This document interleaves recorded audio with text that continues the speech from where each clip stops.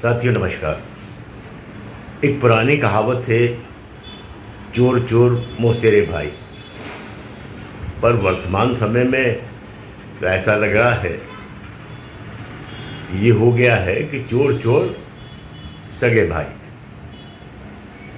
आप सवाल पूछते हो चुनाव आयोग से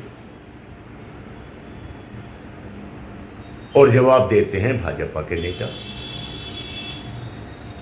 आप वोट चोरी की बात करते हो, चुनाव आयोग से सवाल पूछते हो। भाई एक एक घर में 80-80 वोटर कहाँ से आ गए? 0 मकान नंबर पर 40-40 वोटर। जो वोटर है वो गायब है और जो नहीं है वो है लिस्ट में। तो आखिर ये सब गड़बड़ घोटाला, गड़बड़ छाला, जिसका कि राहुल जी ने एक एक सिलसिलेवार ब्यौरा दिया और आपसे सवाल पूछा।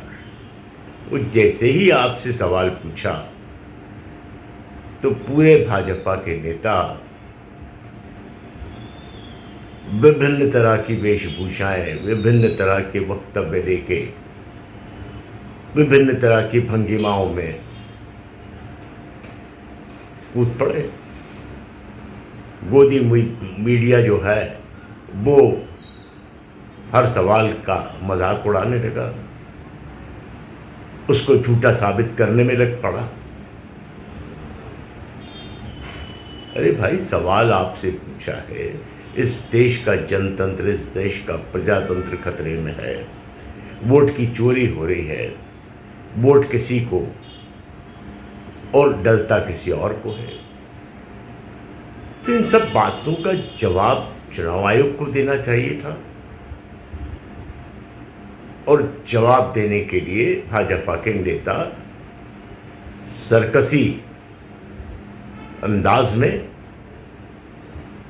जवाब देने के लिए अलग अलग प्लेटफॉर्म पर खड़े हुए हैं।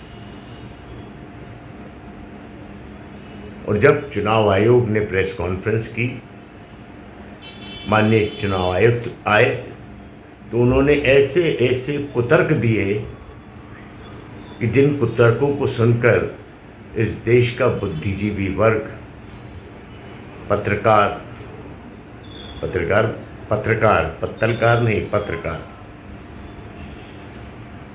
आश्चर्य से दांतों तले उंगली दबाने लगे कि ऐसा भी कुछ हो सकता है। ऐसे भी कुतर्कों के साथ चुनाव आयोग जो है अपने आयुक्त के जो बयान हैं उनको सुनकर वो स्वयं भी, मैं समझता हूँ, आश्चर्यचकित हो गया।